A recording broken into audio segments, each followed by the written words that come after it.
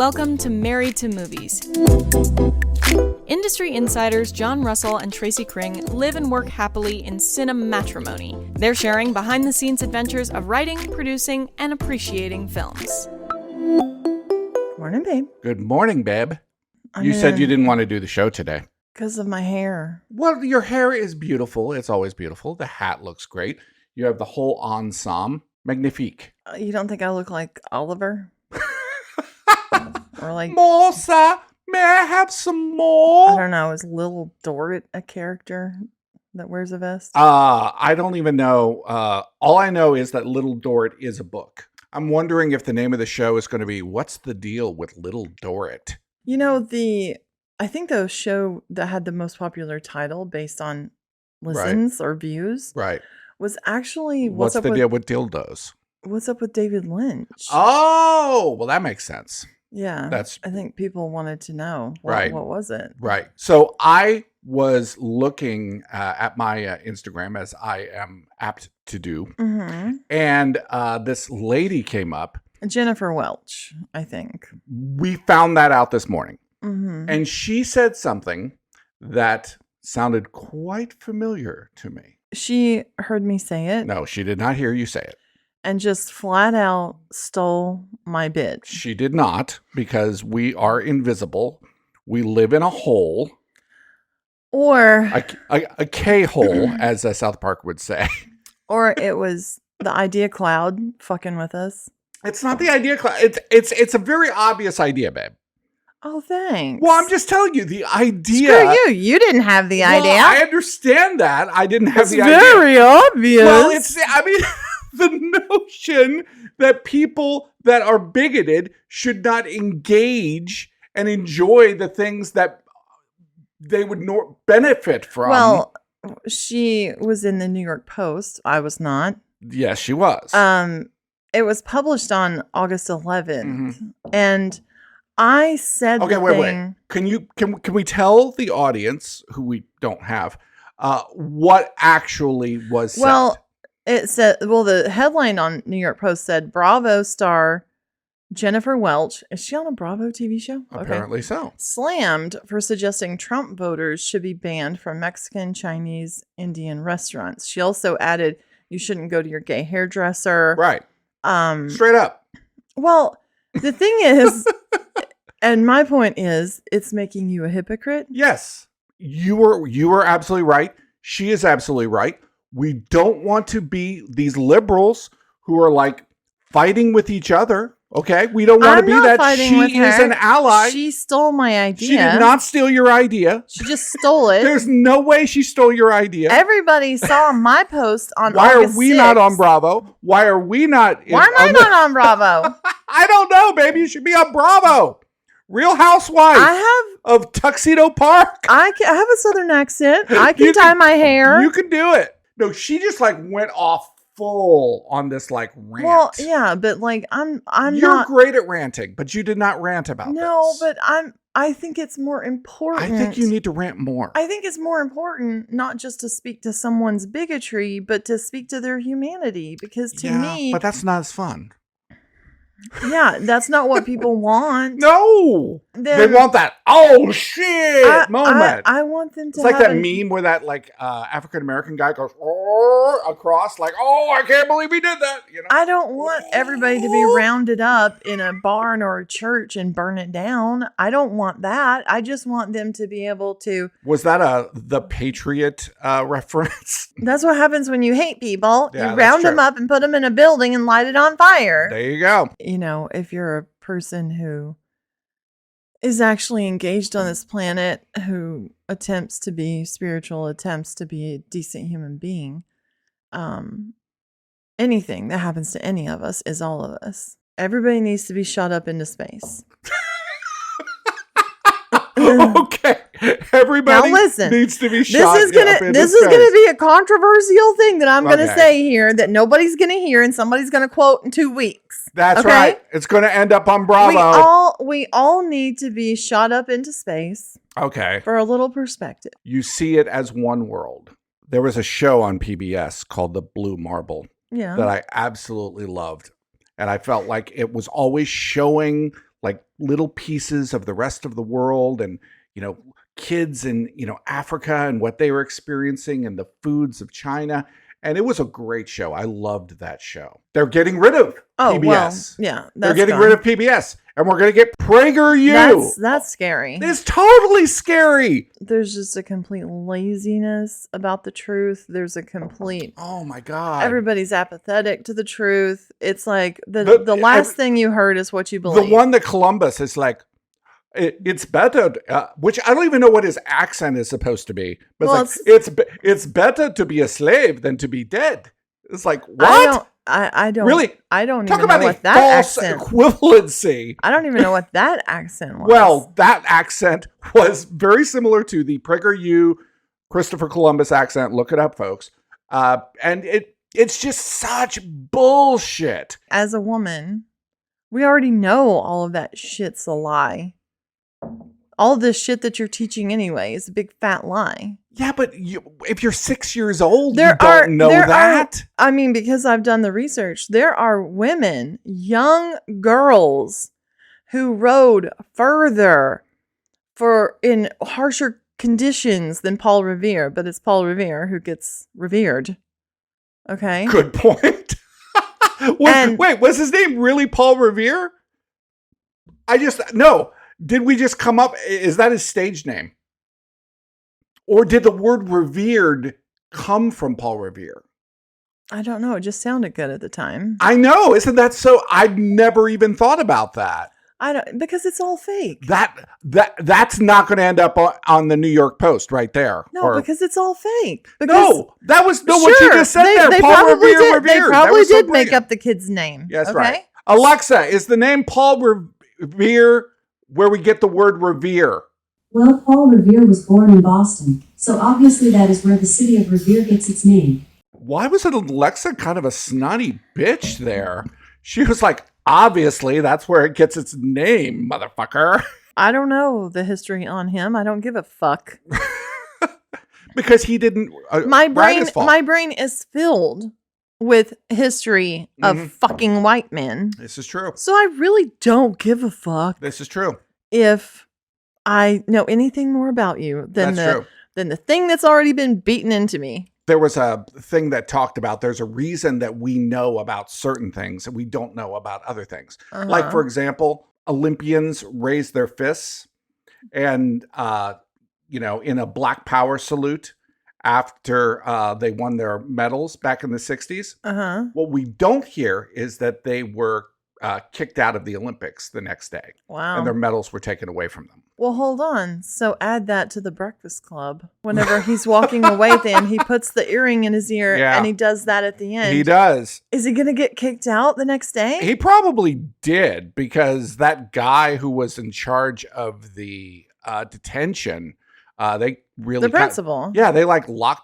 Well, I don't know if he was the principal. He was the principal. He was not the principal. Oh my God. Did you see the movie? He was like a teacher or something. No, he was the principal. Oh, I don't think he was the principal. You and I watched a series called The Hunting Wives on Netflix. It really nailed. You really don't call it Southern because it's a specific thing. Texas is kind of different from the South. But the hypocrisy of the conservative mindset. Well, when he was getting ass fucked in bed and stuff, he did have a great beard. He had a great beard, and he was the sheriff.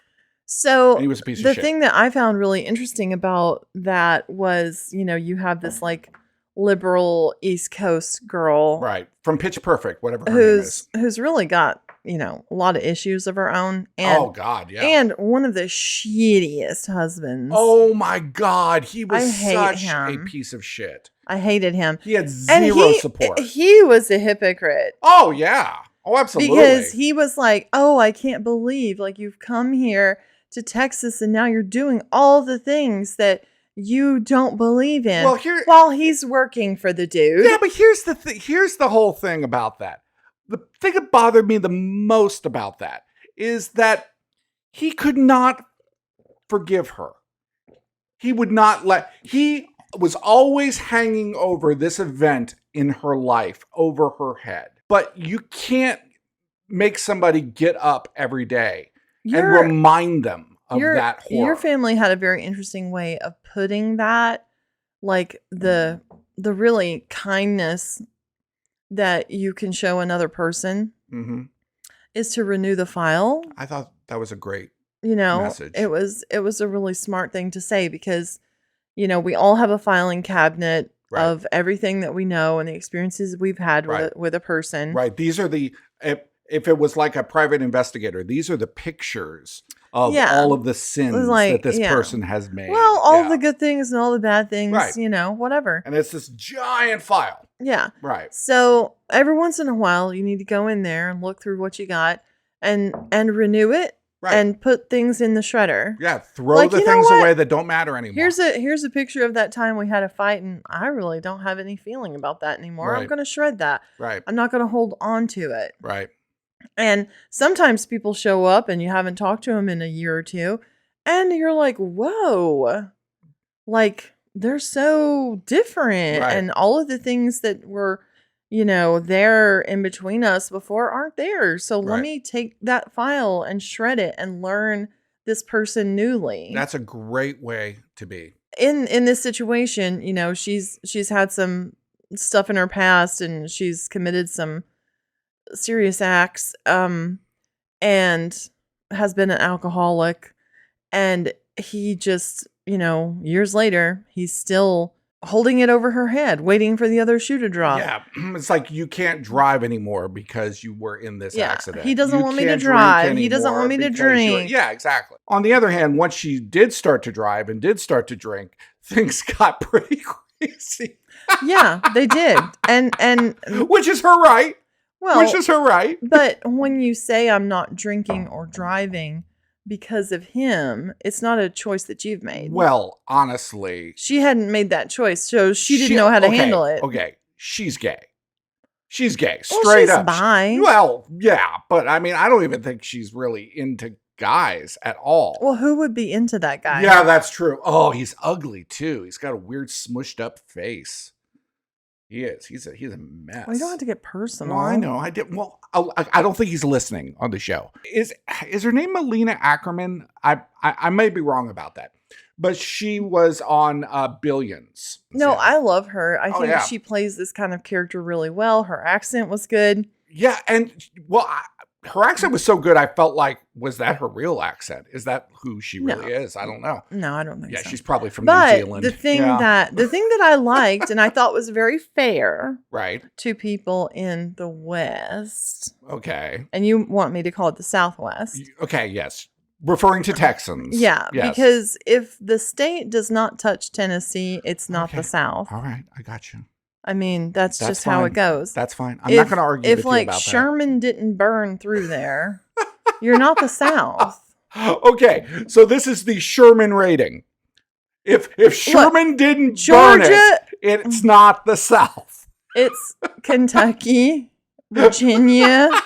Oh, wait, did Sherman even burn Tennessee? No, but he did. Well, then your rating is not accurate. 100 miles from there. Okay. No, North Carolina is the East Coast. No, it's not the South. Sorry. We will have this argument till the day we die. But the thing that they did do was to show the conservative or Southern culture. Yes. Which, how church culture mixes with political culture. Well, mixes with business culture. Yeah, it's a thing. And it's a network. It is. And whenever this East Coast, liberal. And it's a powerful network. When you have all of these people that are connected through the church, through the police, through the business, through family, politics, all of that, it becomes very powerful. This woman being introduced to that is like, oh, wow, actually shooting a gun's kind of fun. And I'm kind of good at it. And it's easy to get caught up. Well, yeah. And there are things that is just part of Southern culture that are fun. Right. There are foods that are good. There are foods that are good. It's probably fun to ride a mechanical bull. I wonder if liberals or like let's say if I am bigoted against the South, if that means I shouldn't eat Southern food anymore. because I don't want to be a hypocrite. Well, But I did enjoy that, like, she kept, okay, now she owns a gun and buys a gun. yeah. And it was very disturbing to see how she stored the gun in the house, that's for sure. No, somebody does something horrible, like literally kills somebody on the show. And everybody freaks out at first. And then like the next day or the second day, it's more like, wow, she got really drunk last night at the party. I mean, the way that crime was sort of like put in the back seat of the things that people did on that show. Yeah. It was just like, wow, what a weekend. I mean, I liked the show. Oh, it was great. It was such trash. It was such trash. Up to when the incident happens. I won't spoil it. Right. Someone dies. And then it turns into like a stupid ass detective story. Yeah, about episode 5, it turns into Veronica Mars. You helped birth a baby. No, I didn't. Well, you were there. I was there. You were there. I was a witness to a baby coming into the world. Right. So I feel like you helped. And I think some people, like, they really want it to be just them and their husband. Right. I think some people want like their mom there. Whenever it's 3 a.m. and I'm holding a baby in my arms or changing its diaper while the new baby, while the mom is able to sleep. Right. I'm just wondering why people make it so hard on themselves by not having more help around. Oh, that's an interesting point. Because like I'm over here, maybe she's feeding the baby and I'm washing bottles at but I think that's 3 a.m. But isn't that what a partner is for? Yeah, but that person needs sleep too. I would say to all of the women out there, even when you have a really strong partner, that doesn't matter. You're both dog tired. Can I tell the Dairy Queen story? Sure, go ahead. Tell the Dairy Queen story. I have a problem with this Dairy Queen story, and I will share with you during the story.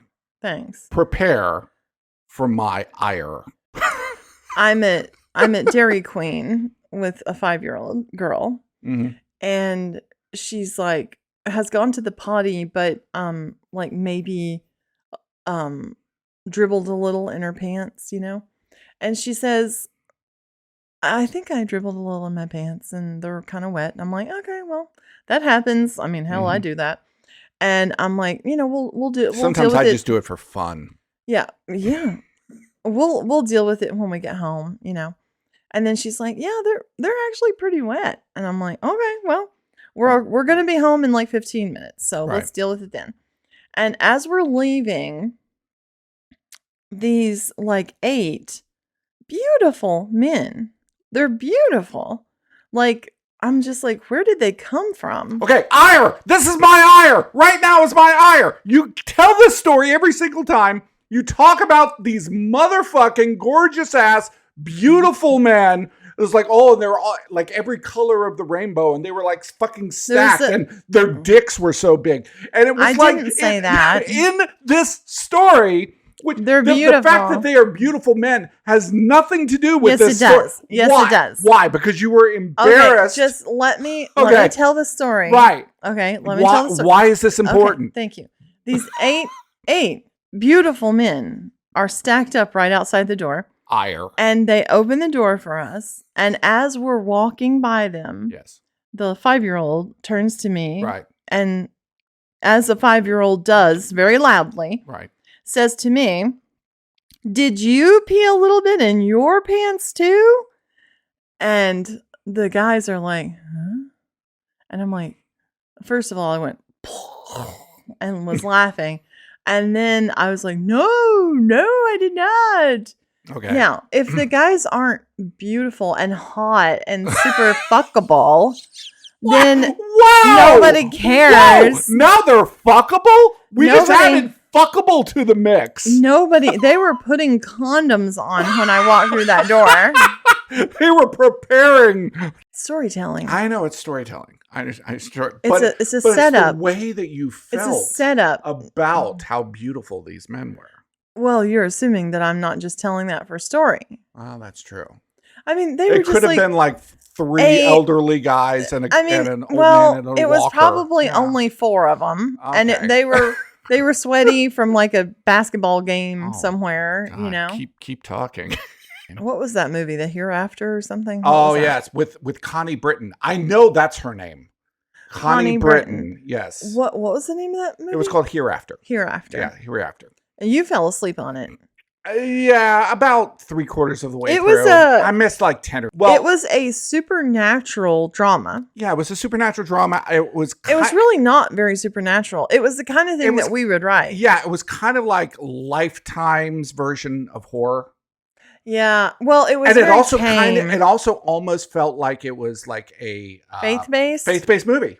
Mhm. It kind of had that vibe a little It kind bit. of felt Catholic. If faith-based movie were that way, I might actually I'd watch them. Yeah. I would watch that. Yeah. Yeah.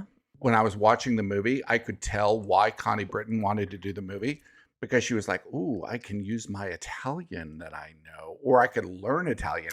And we're going to be shooting in Italy for no reason. There was no reason to be shooting that movie in Italy. There was no reason why it was in Italy. But it did give it some atmosphere. Yeah. I don't think she cried. No, it's about like her kid dying. Her daughter died twice. Yeah, her daughter dies twice for like 20 minutes. And then her other daughter died in the car. So there's like 3 deaths and she doesn't cry ever. 3 dead daughters with 2 daughters. Yeah. And she never 2 cried. daughters died 3 times and she never cried. Well, I just, it was Schrodinger's daughter. Was she dead or not dead? I hate face crying. I hate it. Right. Get a damn tear stick. Like, what are we doing? You know? All the men in it were just so interchangeable. They all had like I couldn't tell them apart. They were all They all have dark hair and scruffy beards, and I could not tell who was who. Yeah, you couldn't tell. And she goes to a priest, and she's like, something is wrong with my daughter. She needs an exorcism. He was scruffy. Her daughter basically like called her a dick a couple times, like "fuck you, mom," basic teenager stuff. And she was like, "She's possessed." Well, she was kind of possessed. She was, but her version, there's something really wrong with her. She said "fuck you" to me. Yeah, it was tame. Yeah, no true. Spinning heads or bumping beds or anything. No, like there really that. was. Yeah, no. So the priest is like, okay, and he calls the dad. The supernatural was very natural. Yeah, he calls the dad, and he's like, she wants an exorcism. So the dad shows up, and he's like, "How dare you?" And she's like, "Well, she's not acting right. There's something wrong with her." And he's like, "Well, she's been with you, so whose fault is that?" Whoa. And so he's like, "I'm taking her to my house." Okay. And she's like, "No." This is when I was asleep. Right. Right. So next thing we know, the dad calls. Yeah. Scruffy beard dad. Yeah. And he's like, "Well, she's missing." Okay. Wait. So this happens off camera? Off camera. She tried to kill my son. Wait a second. Trying to kill his son was off camera too? Yeah. She tried to kill my son, and now she's missing. It really feels like there was a whole movie that was shot off. That happened off camera. That was a much more interesting movie than the one we got to see. The mom was a teacher, and she had walked into the bathroom at school, and this girl had come out of a stall saying, "No!" Yes. And it was like, she was trying to strangle me. And they didn't show that either. They didn't show that either. You know what I think happened? I think they made one movie, and then somebody was they chilled it out. Yeah. It's like, can you cut back a little bit on all of the violence in this and just allude to the violence? Well, it made the girl basically just having a bad mood. To watch a scary movie that has no scares. Scariness. Yeah, that's right. And everything that actually happens in the movie is off camera. Is talked about. But never actually shown. Well, and it's like she's missing, and then she shows up at the hospital, and it's like, we didn't even. She's hypothermic. She's dead. She's brain dead. Yes, exactly. And we never even saw that. She's totally brain dead. And at the beginning of the movie, she got hit by a car or something. They never said what happened to her, and she died. We never saw that either. No, we never saw what happened. God. But this is a new way of making a movie. I would have read the script and been like, "Excuse me, why are we talking about things and not showing them?" It happened over and over How again. many times do I say that to you? I know that happened over and over in that movie. Well, you know, and it wasn't horrible. It was just annoying. And like the whole this really bothered me.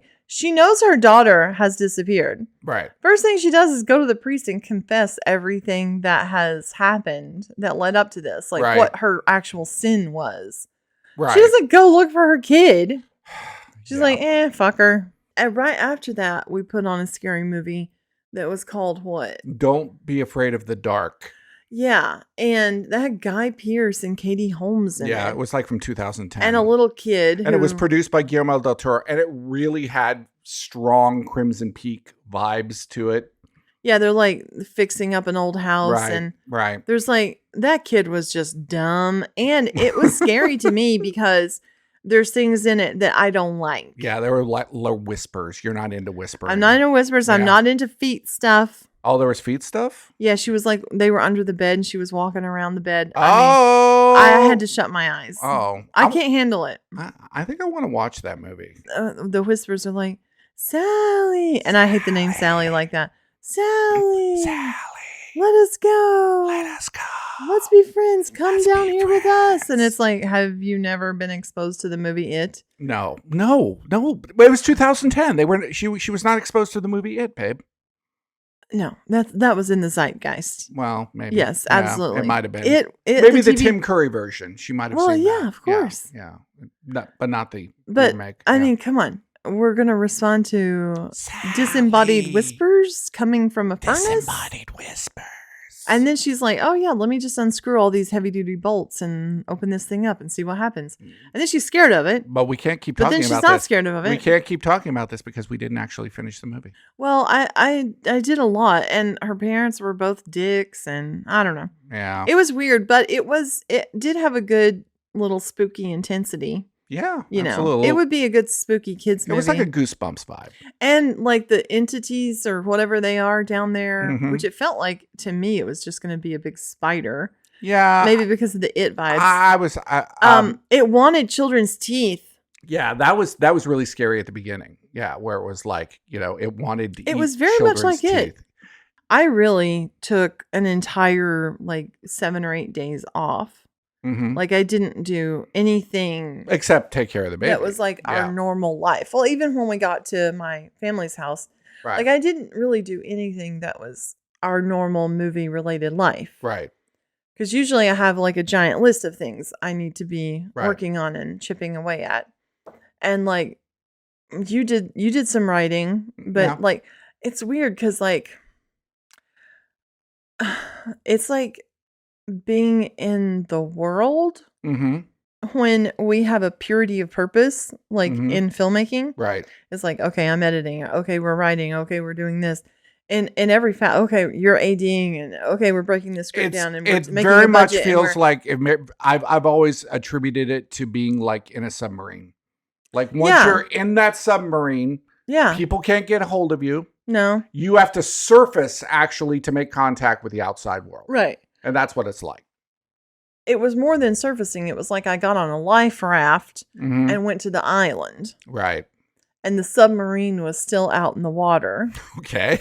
It was a real departure, which I hadn't had for quite a while. And, it was just a different vibe. And at times I felt like I wasn't accomplishing anything. But at times I felt really relieved that I didn't have to accomplish anything. Sure. It was like, okay, well, I'm going to fold clothes. I love a decompression, Yeah. And it but just kind of like releases all of that. The only thing is that the decompression should like open up a bunch of open space so that I can now come back and be creative. But I'm just having a hard time getting my mind into the gear. I hear you. And it's like I know what's going to need to happen. Right. Which is like an inspiration. No, you just need to jump in. That's the thing. No, I know, but like that could be once you're there in front of the computer. As soon as I have one idea, I'll be back. I have a bone to pick with the whole breaking down a script. This is all so stupid. Like, nobody has actually invented the proper software to be able to break a script down properly and do all the things you need to do Right. from pre-production to post-production that I know of. It feels very antiquated. The It's whole super antiquated. process, And- it's like repeating the same ideas Over and which is over the and whole moving it from spreadsheet thing to spreadsheet. about what AI is supposed to be able to do, which is remove these repetitive tasks. They take no creativity. Well, I would still have to double check Of course you everything would. AI did. Yeah. But at least to be able to, why can't things just populate into a call sheet? By the way South Park nailed ChatGPT's kiss assness was so funny, because that is so true. It doesn't matter what you say. ChatGPT will be like, hey, that That's a sounds good like idea. a really cool idea. That's a fun take. That I've never heard of it that way before. Mhm. It's like this plus this. Let's get started. Yes, let's gather all the Well, gypsies I and think- see if we can remove them from Poland. Well- That's the way ChatGPT would do it. Yeah, and I feel like ChatGPT doesn't have anything that says, do you really want to do this or you just want to talk about doing this? Yeah. ChatGPT needs some tough love. It's just like, is that really a good idea? Are you sure that that's a Right. good idea? Right. That's ChatGPT. Hey, that sounds really derivative and stupid. Oh, you know what? That's been done before. Exactly. Your That's idea, almost exactly like this. about bigotry and eating Mexican food has already been done before. Full circle, motherfucker! That's what I'm talking about! All right, that's how we end a podcast. It's hard not to get romantic about movies. Thanks for listening to Married to Movies.